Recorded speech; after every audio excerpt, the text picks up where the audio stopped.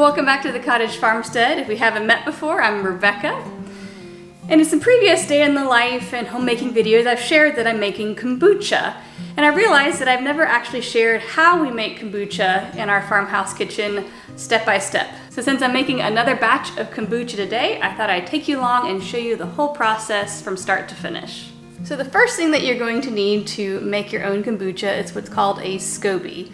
And that is just an acronym for a symbiotic culture of bacteria and yeast, otherwise known as the gross slimy thing that sits on top of your fermenting tea.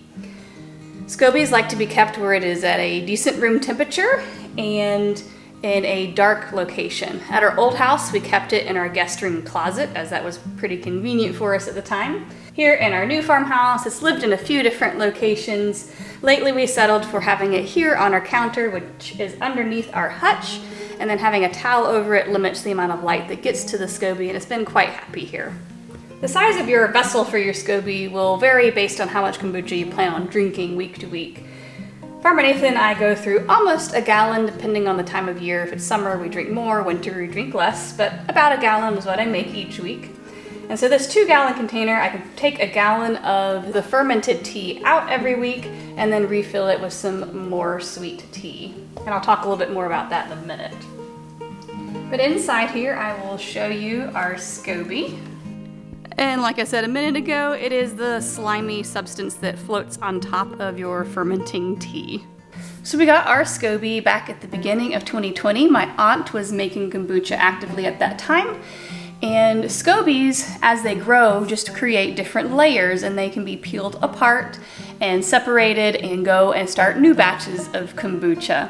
So we got what we called a puppy from her scoby and started Hortense here, and she has been happy ever since. Survived 2 moves as we were building our farmhouse and is continuing to make kombucha for us 4 years later.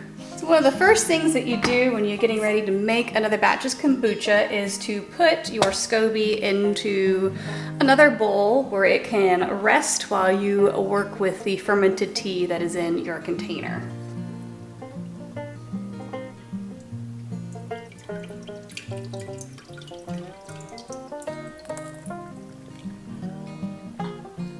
Keep the scoby happy while we are working on making new tea to put in here.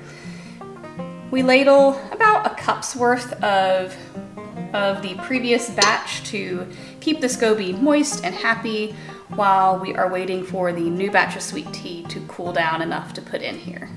And since we do live on a homestead, we have lots of gnats and flies that love kombucha as much as we do. So I usually cover up the scoby and our container when I'm not using it to prevent any sort of infestation, as we have had that happen once before and it was not fun to clean up.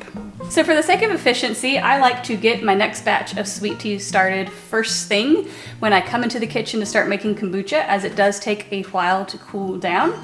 I usually fill this particular stock pot about halfway. If you have a 5 or 6 quart stock pot, that would work just fine as well. That one just happens to be in use, so this is the one I'm using today. And you bring your water to a boil, add in your sugar, and steep it with your tea bags and make a batch of basic sweet tea.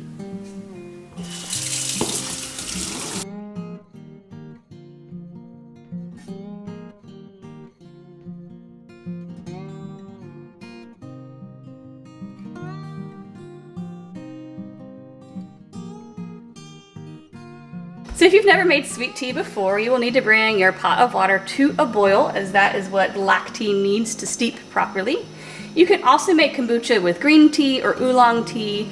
You just have to make it with a tea that comes from the tea plant. You can't do some sort of herbal tea like chamomile or hibiscus, as it will not be able to feed the scoby. It needs whatever is in the leaves of the tea plant proper. Farmer Nathan and I have tried making it with green tea and oolong tea and different brands of black tea, and we have found that it doesn't particularly matter to us the end result flavor, as we end up adding in the second fermentation berries and juice and spices sometimes, and so we don't really taste the tea flavor that much. So we usually go with the cheapest black tea that we find at Aldi, and that tastes just fine for us. For about 5-6 quarts of water here. We use 8 tea bags to steep it. So I got my 4 here. Get a few more. And then I like to get all of their tags together and give this a spin so that they don't float off into the top of my pot. So for your sweetener, you will need to use a real sugar. You won't be able to use something like stevia or sucralose or Splenda, anything like that, as the SCOBY does need real sugar to feed off of during the fermentation process. So I have some cane sugar that we use in our kombucha. For the 5 to 6 quart amount of water, we put in 1.5 cups of sugar, which does a pretty decent sweet tea if you want to drink any of the leftovers, and it also keeps the SCOBY quite happy. So while I'm waiting on my water to get to a boil, I like to go in the fridge and find any little remainders of kombucha that we have in there and pour it into a smaller jar so that I can free this up for making my next batch of kombucha.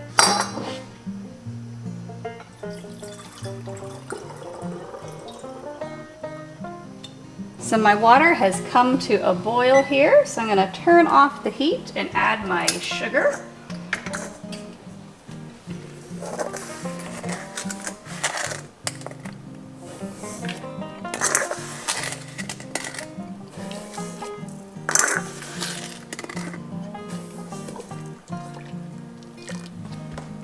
And then I'm going to stir it until all the sugar has dissolved. Then you simply put in your tea bags and let it sit.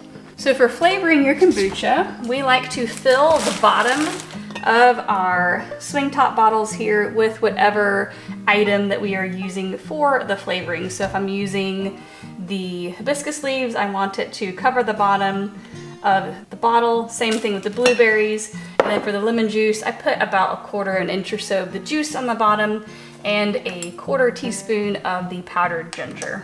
I'm gonna get started with the blueberries. A lot of our blueberries are a little big to go through my funnel, so I'm going to just stick them in by hand. So you can just kind of see the bottle here. And you can use fresh fruit, frozen fruit, dried fruit. All of them will work great for flavoring your kombucha. Some of our other favorite combinations are strawberry lime is a good one. I did just a plain limeade one last week for Nathan, as he usually likes the more tart flavors than I do. And as you can see, I have the fruit, get to focus there, the fruit in the bottom of the jar, and that's all you need in order to flavor this bottle of kombucha. So for the lemon ginger, I put in about 1/4 to 1/2 inch level of the lemon juice, and then I put in 1/4 teaspoon of the ground ginger. You could use fresh squeezed lemon juice. You could use freshly grated ginger. It's all down to your preference and whatever convenience shortcuts you want to take when you're making kombucha. But I found this combination is the quickest way to get lemon ginger flavored kombucha. With this method though, I do like to seal the top and give it a good shake to break up any potential clumps there might have been of the ground ginger before I add the fermented tea. The next up is going to be the hibiscus blossoms. Sometimes these are small enough to go through a funnel, sometimes they are not. The last few weeks they've been on the larger side, so I will probably just do it by hand here and fill it up. And as you can see, I have about 1/4 to 1/2 inch of the hibiscus petals or roselles on the bottom here. And like the blueberries and the lemon juice, that is all you need to flavor this entire bottle of kombucha. So I finished filling my last bottle with some more hibiscus, as that's my favorite flavor of kombucha. I'll link below to these swing top bottles if you are looking for a place to find them, as well as the hibiscus roselles if you're interested in trying that flavor as well. So for filling the bottles, we used to use the spigot that is attached to our SCOBY container. Unfortunately, it got clogged at some point, so we're no longer able to use it. It is very convenient, and we're hoping to replace this eventually. But for now, I use a funnel and a ladle to fill up my bottles.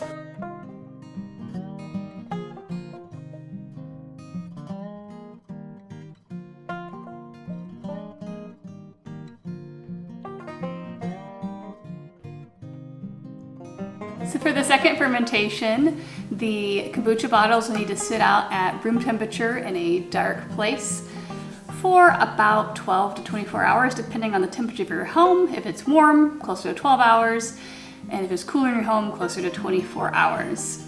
You will need to stop by about halfway through the fermentation process and do what's called burping the bottles, as we are wanting to build the carbonation in the bottles, but we don't want those bottles to explode on us. So you'll just need to come over at some point during the day, or if you're doing it overnight, check it in the first thing in the morning and release any of the built up pressure in the bottles. Since we're having a fairly cool spring morning here, I'm going to keep ours on the counter and just cover them up with a towel so they have a nice cozy place to ferment. So it usually takes a while for the pot of tea to cool down, so I usually leave it on the stove until Farmer Nathan gets home sometime in the afternoon, and usually it's cool enough by then to be poured back into the scoby container and place Hortense, our scoby, right back on top. Then we let Hortense, our scoby, work her magic and feed off of the sweet tea for about a week or two, depending on how often you want to make your kombucha. Well, I hope this step-by-step tutorial on how to make kombucha in a home kitchen was helpful, and that it inspires you to try making it in your own kitchen sometime soon. We'll catch you next time.